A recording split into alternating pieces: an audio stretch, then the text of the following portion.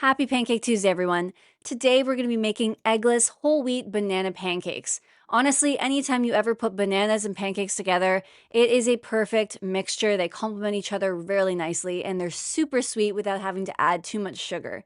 So let's get straight into our recipe today.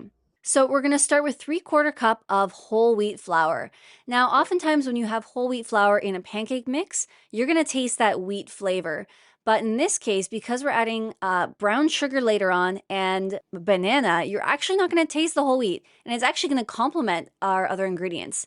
So once we've added our baking powder, cinnamon, and salt, we are going to mix this. It's always important to mix really, really well, especially with pancakes, to make sure you don't have any pockets and that your baking powder is evenly distributed for a fluffy pancake. Next, I take the ripest banana I can find. This one was probably right about the threshold of too ripe, but you're going to put it in and make sure that you mash it really nicely. Now, when you mash your banana with a fork, you do not need to mash it all the way until it's completely pureed.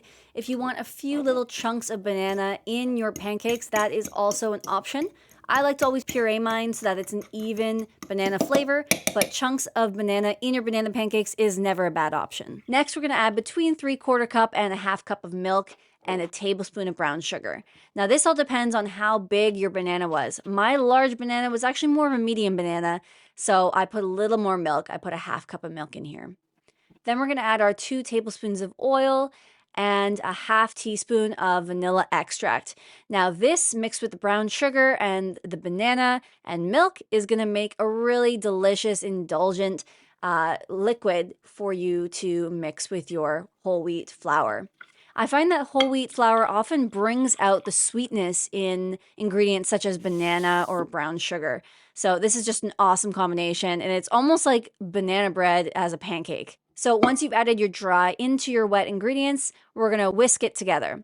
Now, sometimes I call for a spatula to mix your pancake batter so you don't get it too smooth. But if you want a nice smooth batter, which I did this time, make sure you use a whisk to get it really nice and smooth. Then we're going to put all of our pancakes onto our griddle at medium heat, cook for about 2 to 3 minutes, and then you're going to flip them.